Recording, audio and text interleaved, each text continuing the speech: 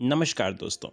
आज हम आपको सुनाने जा रहे हैं उत्तर प्रदेश के मुख्यमंत्री योगी आदित्यनाथ की जिंदगी के कुछ ऐसे किस्से जिन्हें बहुत कम लोग जानते हैं। ये कहानी शुरू होती है उत्तराखंड के एक छोटे से गांव पंचूर से। अजय सिंह बिष्ट, जो बाद में योगी आदित्यनाथ कहलाए, का जन्म 1972 में हुआ।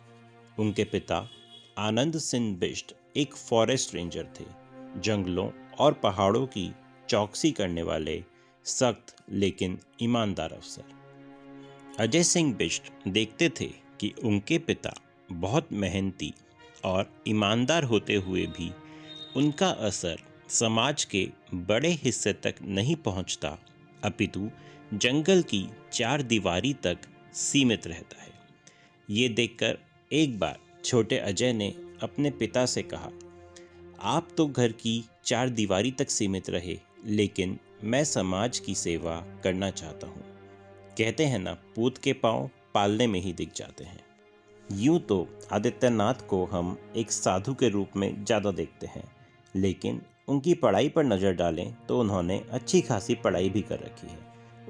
उन्होंने हेमवती नंदन बहुगुणा गढ़वाल विश्वविद्यालय से मैथ्स में बीएससी करा। रिपोर्ट्स के अनुसार वे पढ़ाई में अच्छे विद्यार्थी माने जाते थे। उनके अंकों की सार्वजनिक जानकारी तो ज़्यादा नहीं मिलती, लेकिन साथी छात्रों के मुताबिक उनका ध्यान सिर्फ अकादमिक ही नहीं बल्कि सामाजिक गतिविधियों में भी बराबर रहता था।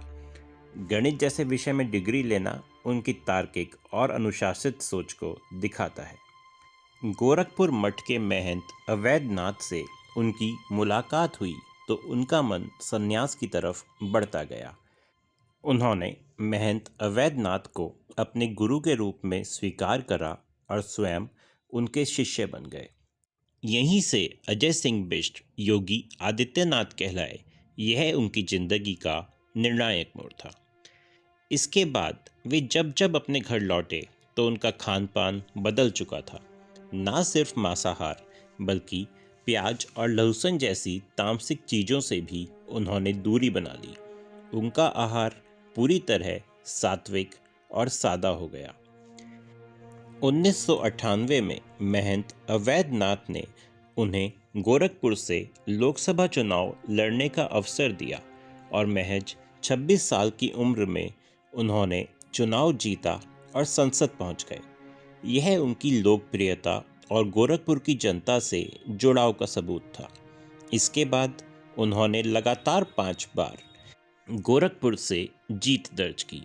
हर जीत के साथ उनकी पहचान सिर्फ एक साधु नहीं बल्कि जनता के नेता के रूप में मजबूत होती चली गई। ऐसे ही योगी आदित्यनाथ राजनीति में नई बुलंदियों को हासिल करते गए और फिर आया साल 2017, जब भारतीय जनता पार्टी की ओर से उन्हें उत्तर प्रदेश का मुख्यमंत्री बनाया गया। उनके मुख्यमंत्री बनने की खबर जब उनके घर पहुंची तो गांव में उनके घर में अजीब सी हलचल मच गई। खुशी इतनी ज़्यादा थी कि उन्होंने पूरा दिन खाना नहीं बनाया। सब बस खबर सुनकर आपस में बातें करते रहे, आंखों में चमक और होठों पर मुस्कान। लेकिन जब लोग बधाई देने घर आने लगे तो परिवार को एहसास हुआ, अरे मिठाई तो होनी चाहिए थी। फिर भाग दौड़ करके मिठाई मंगवाई गई। गांव के लोग कहते हैं वो दिन ऐसा था मानो घर घर में दीपावली मन गई हो। मुख्यमंत्री बनने के बाद योगी आदित्यनाथ ने सिर्फ कुर्सी पर बैठकर काम नहीं किया। उन्होंने 16 महीनों में उत्तर प्रदेश के सभी 75 जिलों का दौरा किया, कुछ जगहों पर रात भी बिताई। ये उस नेता की पहचान है जो जनता से सीधा जुड़ना चाहता है। 2018 में उन्होंने एक और अनोखा काम किया।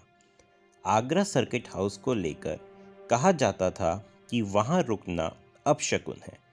पिछले 16 साल से कोई मुख्यमंत्री वहां रात नहीं गुजारता था, लेकिन योगी आदित्यनाथ ने इस अंधविश्वास को तोड़कर वहां रात बिताई और उन्होंने साबित कर दिया कि वे अपने फॉरेन एजुकेटेड राजनीतिक प्रतिद्वंदी अखिलेश यादव से ज़्यादा तार्किक हैं।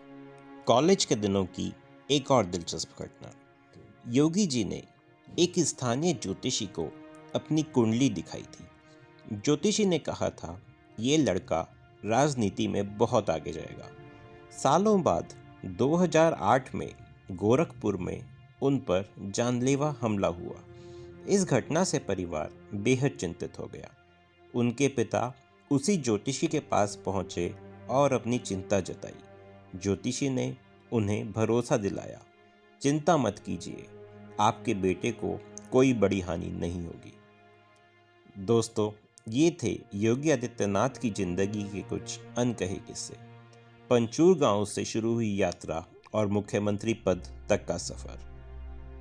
ये सब बताता है कि इंसान चाहे छोटे गांव से क्यों ना निकले, अगर सपना साफ हो और राह अनुशासन से भरी हो तो इतिहास रच सकता है। अगर आपको ये वीडियो पसंद आया हो तो लाइक और शेयर ज़रूर करें, और हाँ, चैनल को सब्सक्राइब करना ना भूलें ताकि ऐसी ही और प्रेरणादायक किस्से